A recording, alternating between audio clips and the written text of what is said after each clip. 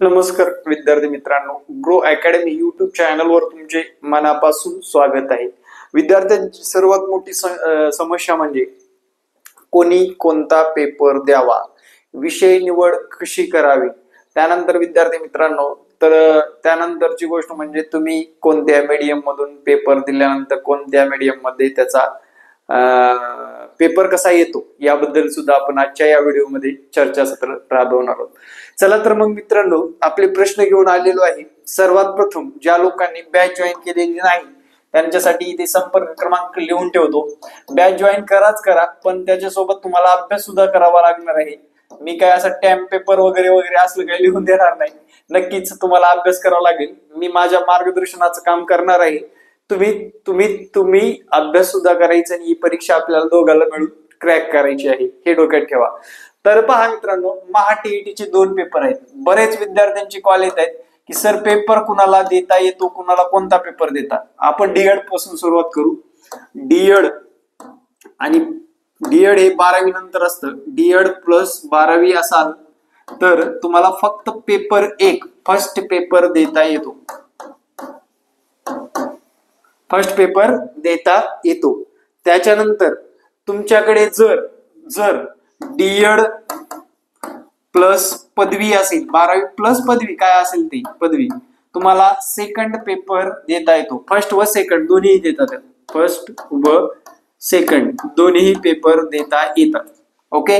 त्यानंतर बघा, आता हा पेपर कुणासाठी असतो. पहिला पेपर हा 1ली ते 5वी या वर्गासाठी असतो आणि दुसरा पेपर हा 6वी ते 8वी या वर्गासाठी असतो.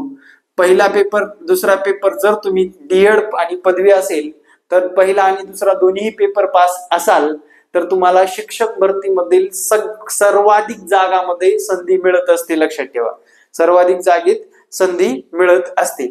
आता बीएडचे लोक, बीएड ज्यांचं बीएड प्लस पदवी झालेला आहे त्यांना सेकंडच पेपर देता येतो. मित्रांनो लक्षात घ्या, सेकंड पेपर देता येतो. सेकंड पेपर मध्ये 2 भाग पडतात. ज्यांचं बीए व बीए 8वा लेवल झालेलं असतं त्यांना पेपर कोणता देता येतो, सेकंड मधला सोशल सायन्स सामाजिक शास्त्र वाला पेपर द्यायचा असतो. त्यांनी सामाजिक शास्त्र हा पेपर द्यावा त्या लोकांनी. आणि ज्यांचं बीएससी झालेलं आहे,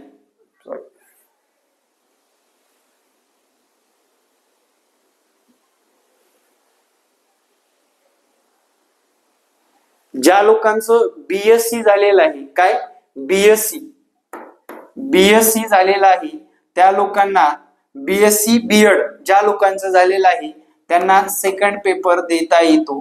तो कोणता, मॅथ अँड सायन्सचा देता येतो. यांना एसएस आणि त्यांना मॅथ सायन्स. ज्या लोकांचं इंजिनिअरिंग बॅकग्राऊंड, बीकॉम बॅकग्राऊंड किंवा एमएससी एमसी काय असू द्या ते शिक्षण, जर शास्त्रामध्ये शिक्षण झालेलं असेल, शास्त्री बीकॉम वगैरे, बीएससी बीएड बीकॉम बीएड झालेले, एमकॉम बीएड झालेला असेल त्यांना मॅथ सायन्स हा पर्याय निवडता येतो.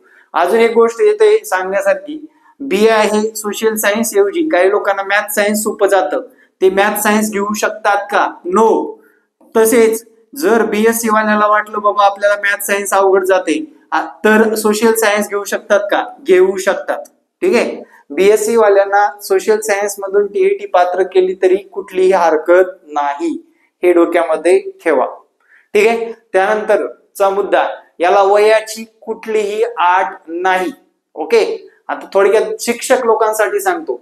आता शिक्षक लोकांसाठी म्हणजे शिक्षक लोक सुद्धा यावर्षी त्यांना टीईटी कंपल्सरी केलेली आहे. सुप्रीम कोर्टाने निर्णय दिलेला आहे, याच्यामध्ये कुठलाच बदल होणार नाही. जर डीएड प्लस 12वी असेल तर पहिला पेपर पास करा. डीएड प्लस पदवी असेल तुमची तर दोन्ही पेपर पास करा. पहिला दुसरा दोन्ही पेपर पास करा. बीएससी बीएड वगैरे असेल तर सेकंड पेपर पास करायचा आहे. पहिला पेपर दिला नाही तरी चालेल. अशा पद्धतीने तुम्हाला या पेपरच्या रूपरेषा माहित होत्या का याच्या अगोदर. त्याच्यानंतर शक्यतो बघा, फर्स्ट लँग्वेज कोणती आहे आपली त्याच्यावरून आपलं जे की मीडियम ठरत असतं. ओके. पेपर हा महाराष्ट्रातला असल्यामुळे बाकीचे विषय मराठी इंग्रजी मध्येच येतात.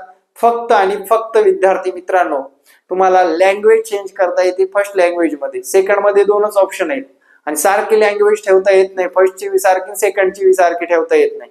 फर्स्ट लँग्वेज मध्येच तुम्हाला चेंज करता येतं. फर्स्ट लँग्वेजच्या नुसार तुमचा पेपर हा येत असतो, लक्षात ठेवा. पण दोन ड्युअल लँग्वेज पेपर असतो. पेपर 150 मार्काचा असतो. किती मार्काचा? 150. कास्ट असेल तर 83 मार्क, ओपन असेल तर 90 मार्क मिळवायचे असतात. याची डेट आहे 15 तारखेपासून अर्ज करायचे. किती? 15 पासून ते आता 15 सप्टेंबर पासून 3 ऑक्टोबर या कालावधीतच अर्ज करता येतील.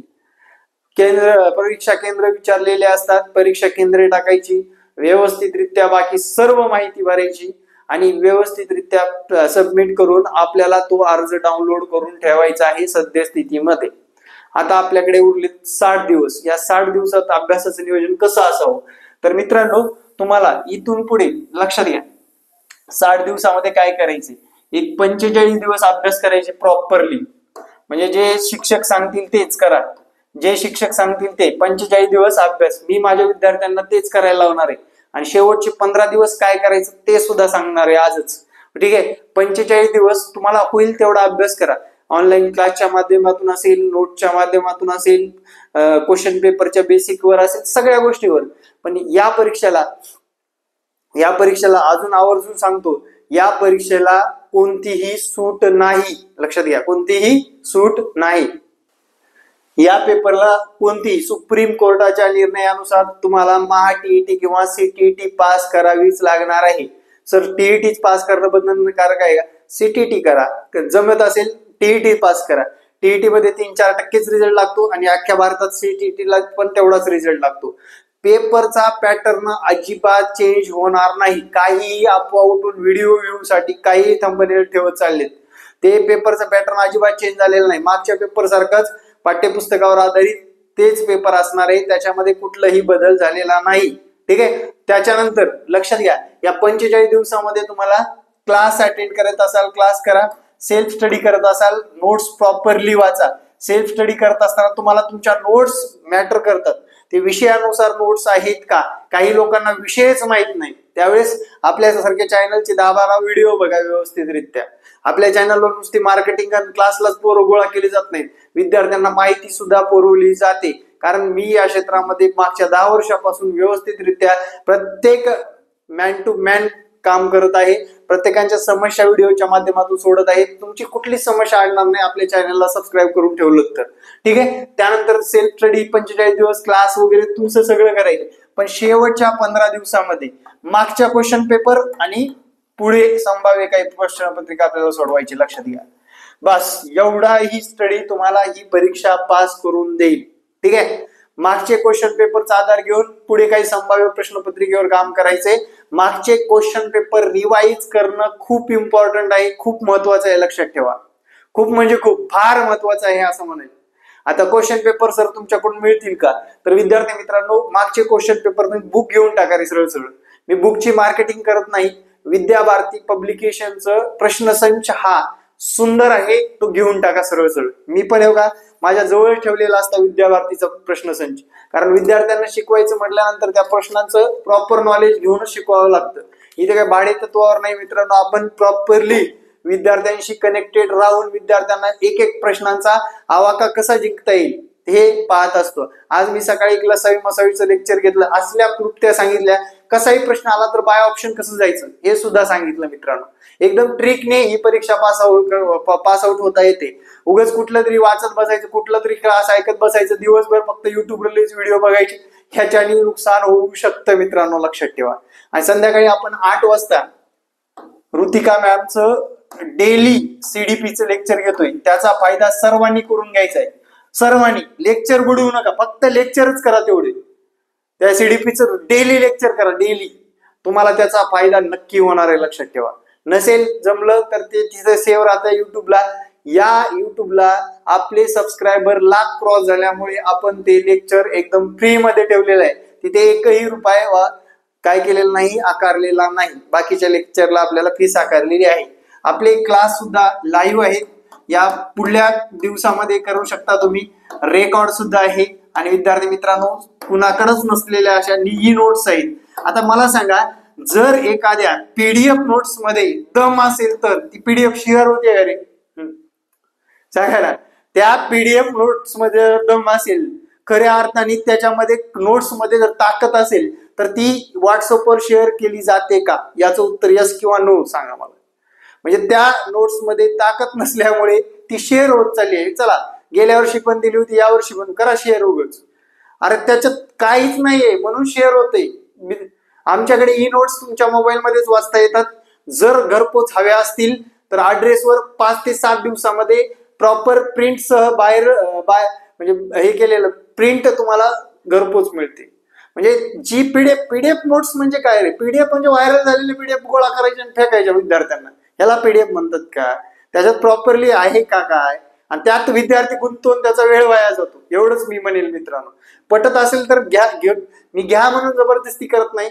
प्रॉपर नोट्स या त्या लिंक मधून सुटत नसतात, लक्षात घ्या. त्याच्यावर मेहनत, ज्या नोट्सवर मेहनत घेतलेली असते, ज्या नोट्स खरंच ऑथेंटिक असतात, त्या नोट्स या तुम्हाला प्रिंटेड घरपोच तर मागवता येतात, नसतात तुम्हाला त्या मोबाईलवर वाचता येतात. हे डोक्यात ठेवा. या पीडीएफ नोट्स म्हणजे कुठला तरी डेटा गोळा केलेला इंटरनेटला, ते टाकलेलं आणि ते शेअर होत चाललंय. मला सांगा, एकाने घेतलं दुसऱ्याला शेअर होतं, तिसऱ्याला होतं, चौथ्याला होतं, पाचव्याला होतं. त्या नोट्स मध्ये दमच नाही. लक्षात घ्या. नोट्स या प्रॉपरली वापरा हे म्हणायचे मला. माझ्याच घ्या म्हणत नाही मी, वापरा प्रॉपर असणाऱ्याच. म्हणजे बालमानसशास्त्राचं म्हणजे आपण असं बनवलंय बालमानसशास्त्राचं की नोट्स दिले त्याचे 1000 PYQ दिले. म्हणजे त्या नोट्स आणि PYQ केलं म्हणजे तुम्हाला 25-27 मार्क आरामशीर तिथे मिळून जाण्याची शक्यता आहे. त्या प्रॉपर केल्यात म्हणून सांगतो. ठीक आहे. अशा पद्धतीने विद्यार्थी मित्रांनो येणाऱ्या काळामध्ये प्रॉपर अभ्यास करायचा. क्लास सुद्धा चालू आहे. 2 महिन्याचा कोर्स फक्त 1,500 रुपयामध्ये आहे. ते सुद्धा तुम्ही जॉईन करू शकता. Thank you very much. जय हिंद मित्रांनो. भेटू नेक्स्ट व्हिडिओ मध्ये. जय हिंद, जय महाराष्ट्र. धन्यवाद.